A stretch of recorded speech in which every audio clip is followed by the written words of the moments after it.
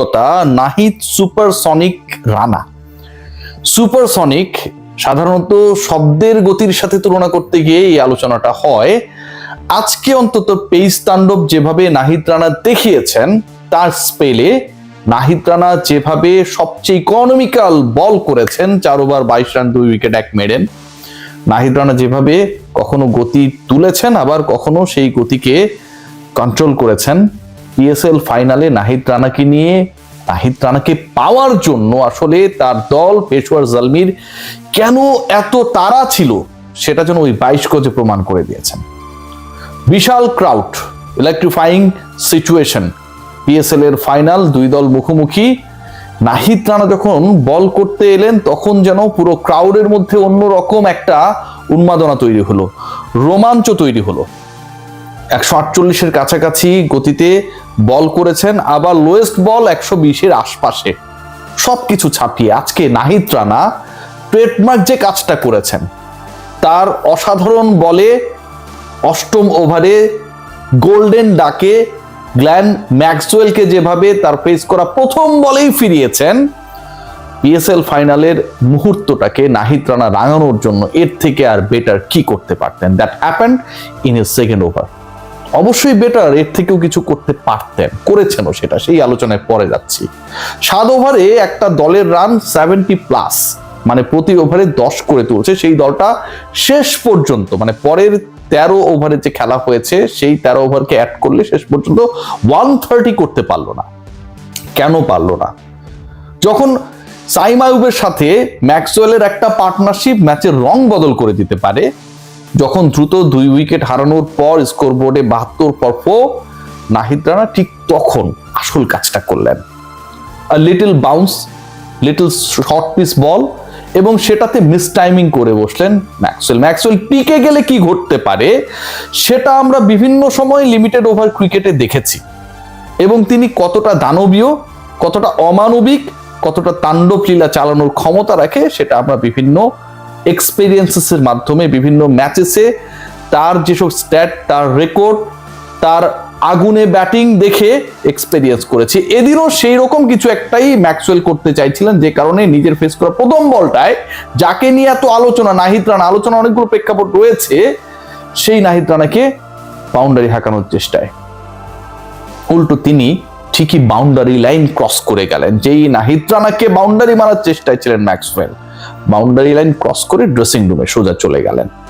নাহিদ রানার প্রথম wicket PSL ফাইনালে।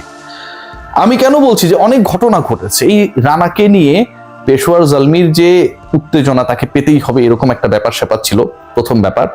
দ্বিতীয় যেটা সবচেয়ে বেশি আলোচনা ঝড় হয়েছিল, যে নাহিদ রানা প্র্যাকটিস সেশনে প্রপারলি নেই।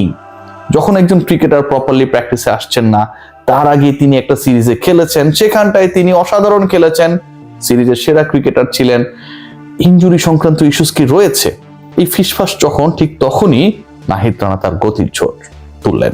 প্রথম 2 ওভারে 18 রান, 1 উইকেট, ইকোনমি 9। পরের 2 ওভারে নাহিদ রানা দিলেন মাত্র 4 রান। মানে যেই সময়টা মার খাবার সময়, যেই সময়টায় পার্টিকুলারলি যে দলটা ব্যাটিং এ ছিল, তারা তাদের স্কোরবোর্ডটাকে স্মার্টেস্ট করার পরিকল্পনায়, ঠিক তখন নাহিদ রানার পরের 2 ওভারের ইকোনমি হচ্ছে অনলি 2। ইন্টারেস্টিং পার্ট কি, যে এই অনলি 2-র মধ্যে তার যে 3rd ওভারটা গেছে, সেই ওভারটা উইকেট মেডেন ওভার পাবার পরে নিজের লাস্ট ওভার যেটা করলেন, যেটা ছিল 18তম ওভার ইনিংসের, সেখানটায় দিলেন নাহিদ মাত্র 4 রান।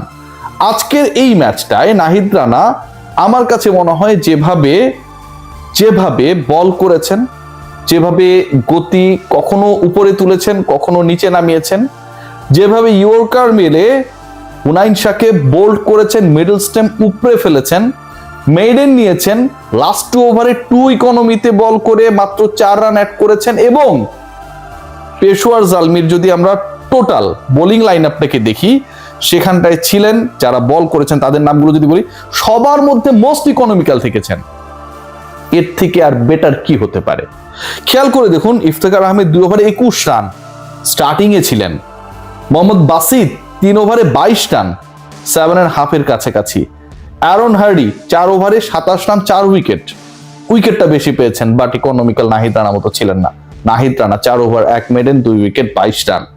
এরপরে সুফিয়ান মুকিম তিনি 4 ওভার 23 রান 1 উইকেট এবং মিচেল ব্রেসওয়েল একটা ওভারে করেছেন 11 রান দিয়েছেন।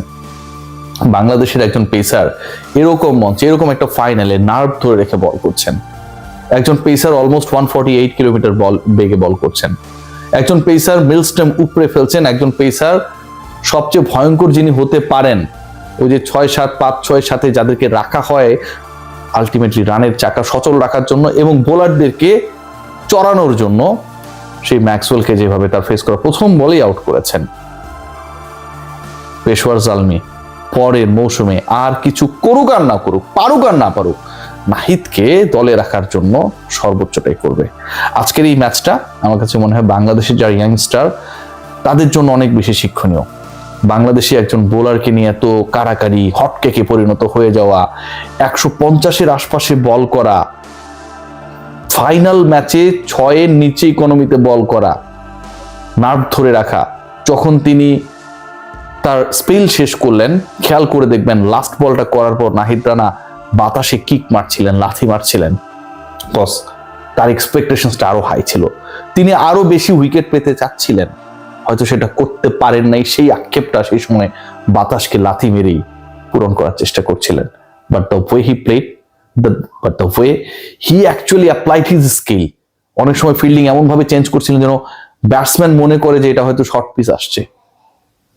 এই যে কিছু কিছু ছোট ছোট টেকনিক ফাইনালের মতো মঞ্চে অ্যাপ্লাই করা এবং ধারাভাষ্য কক্ষে যেই বিজ্ঞ ব্যক্তিরা ছিলেন, এক্সপেরিয়েন্স সাবেক ক্রিকেটাররা ছিলেন, তাদের যে প্রশংসা করানো, এটা আসলে unexplainable. Nahid Rana, thanks to you for doing something very very special on behalf of Bangladesh, এবং thanks to Tamim Iqbal Khan for allowing Nahid Rana যে এরকম একটা মঞ্চে বাংলাদেশের একজন তরুণ ক্রিকেটারকে এক্সপেরিয়েন্স নেওয়ার জন্য পাঠিয়েছে। এবং একই সাথে আজকে পিএসএল ফাইনালটা আমরা সবাই দেখছি ইনফ্যাক্ট, কারণ নাহিদ রানার বোলিং শেষ হওয়ার পরে আমি এই কন্টেন্টটা বানাচ্ছি only for our national guy. Let's see what happen. Finally শেষ পর্যন্ত নাহিদ রানা ওই স্বর্ণের মেডেলটা, শিরোপাটা তুলে ধরতে পারেন কি পারেন না, but the way he delivered, we are so happy, more than happy. Take care.